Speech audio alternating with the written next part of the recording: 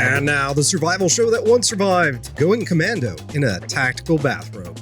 In this Back to Basics episode, we discuss the 7 best lessons from professional gunslingers. Howdy and welcome to In the Rabbit Hole's Urban Survival Podcast. This is episode number 296. I'm your host, Aaron, and you are in the rabbit hole. Safe and sound. A quick note before we dive into this episode, there are only a few episodes left of this podcast. If you're just tuning in, be sure to listen to the episode titled WTF is Happening to ITRH. In a nutshell, ITRH will stop making new regularly scheduled podcast episodes. The last podcast episode will be episode number 300. The show will stay on Apple Podcasts and other players indefinitely. From time to time, I might even make a new episode and you might see it pop up in your feed. But regular production is stopping. Again, have a listen to WTF is Happening to ITRH.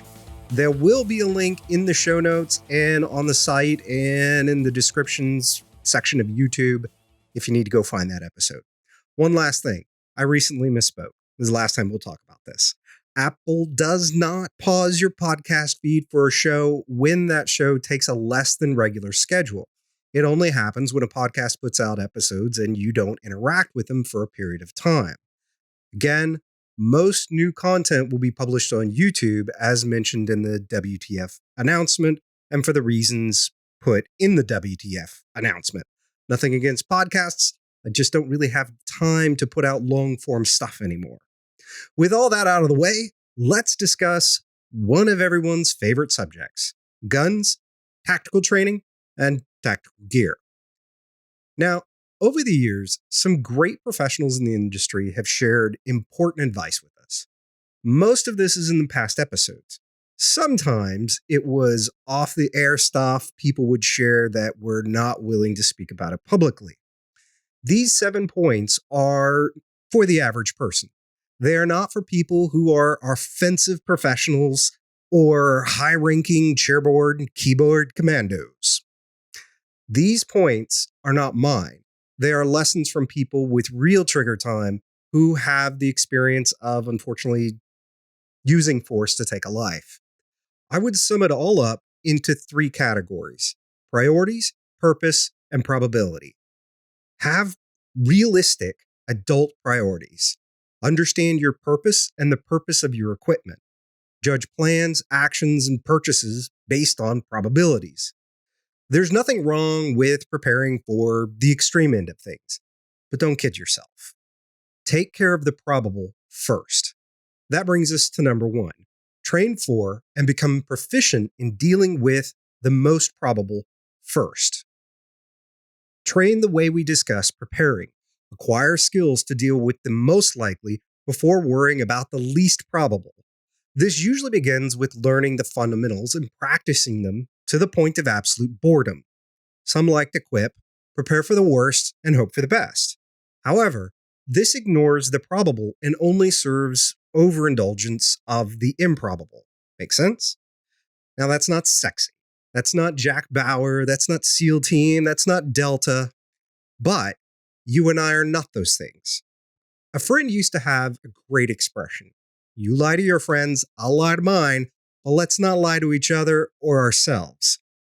If you're not prepared for a job loss, a house fire, an economic event, or a localized natural disaster, you're not going to make it through or even to the zombie platypus apocalypse, right? Number 2, equip for and learn the fundamentals to the point of proficiency. This was something I really ignored in my early 20s, counter to the gentle advice from some pretty high-level trainers. Whiz-bang gear is cool and offensive training is fun, but both are preparing for the improbable at the expense of the probable. The fundamentals also happen to be inexpensive.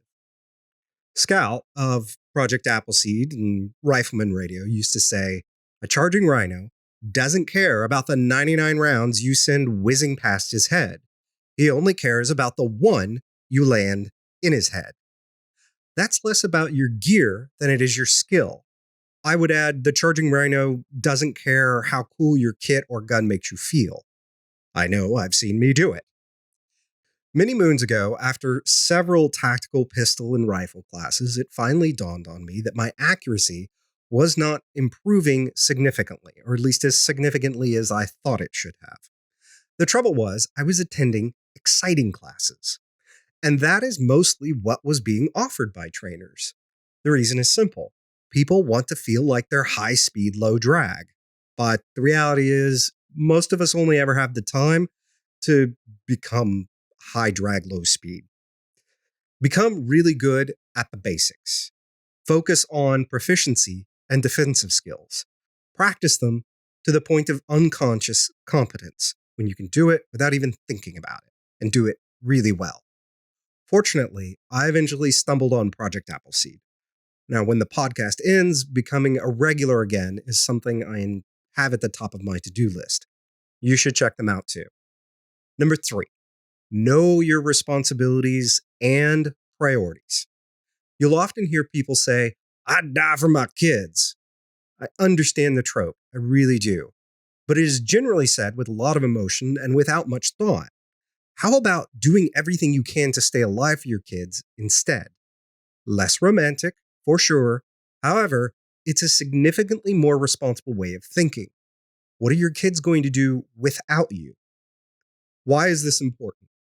Knowing what your responsibilities and priorities are will help inform your decisions, plans, and beneficial preparations. It will help guide the kind of classes you take, what you spend money on, knowing when something isn't your camel. I'm not going to tell you what yours should be. That's for you to decide. For me, my responsibility is to make it home to my wife in one piece and in good working order. Anyone, anything, any thought, any action that jeopardize that is to be avoided. That often means anything that lessens my ability to address probable near future needs. Trying to focus on the improbable events is avoided. That's not to say I don't prepare for the worst. It is to say I put it lower on my priorities, a lot lower than I used to. That brings me to number 4. Find and take Run the Hell Away 101. Tactical courses primarily focus on offensive tactics and training. This is a trend that has developed over the last 10 plus years. They're an answer to government needs and desires of the consumer. Everybody wants to be a tier 1 badass. Hey, me too. You see this with the advancing drills that are so popular in classes these days. Ask yourself this, though. Why would you close the distance? Your probable threat has less training and accuracy than you do. So why would you decrease your advantage and increase the advantage of the type of foe you're likely to ever engage? Away from earshot, seasoned trainers with real-world trigger time will tell you this. Learn to get out of situations and put distance between you and the problem. If it's not your profession to charge into the fray, don't make it your problem. Everyone wants to get kitted up and play. It's fun. Again, I like it too. But you'd be far better served by a tactical course that listed bathrobe and house shoes as the recommended attire. Bring back the executive protection and family protection style civilian courses, guys. Number 5, classes are for getting past a plateau. It's very easy to become an information and class junkie. The real value in classes is getting the information and then turning it into knowledge and skill, though. This requires practice. Take a class in your tactical bathrobe, practice until you hit a wall, then take the next class. Rinse, repeat, so on and so forth. When you practice to plateau, you will then be able to go back to your instructor with good questions. You will show up with your experience that will help you get the most out of the next class. There is a caveat. If you're just taking classes for fun, then okay, but admit it. Jonathan and I went off to Las Vegas about a year ago and spent a couple of days at Rifle Dynamics learning how to build AKs. It was a blast, but the experience was really about getting a chance to hang out with each other doing something we both enjoy, playing with guns, and of course getting to hang out with Jim Fuller, which is always fun.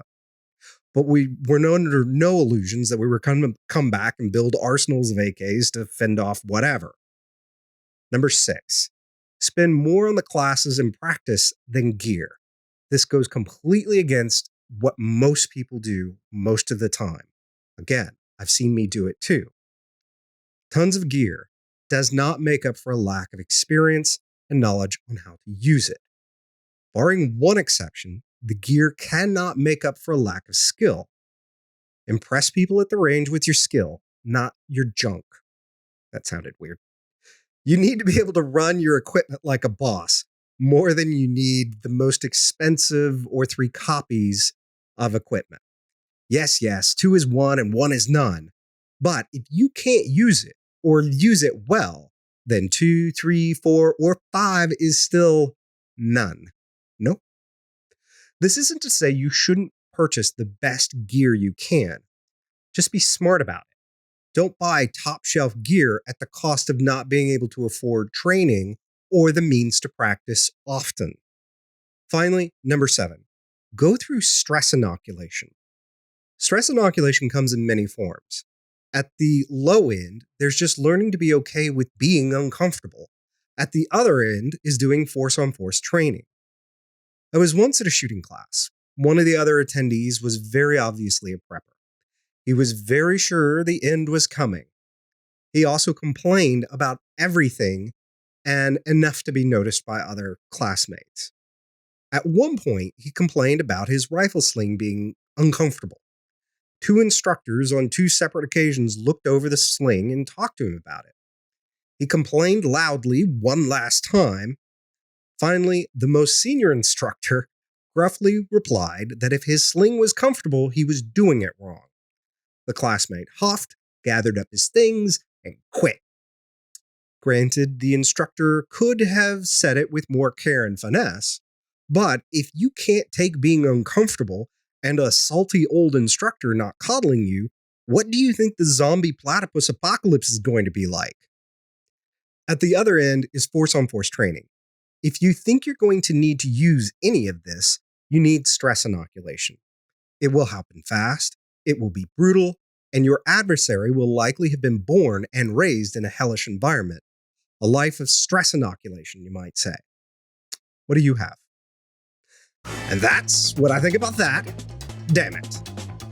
Show notes, links, and other tasty resources can be found by going to intherabbithole.com/E296. If you're watching this on YouTube, just look in the description section below this video. And speaking of YouTube, if you're watching this on YouTube, be sure to do all that YouTube stuff. Throw us a like, subscribe, and slap that bell around because bananas are yellow. With that, we wrap up episode number 296 from the Lone Star State. Till next time, stay safe and sound.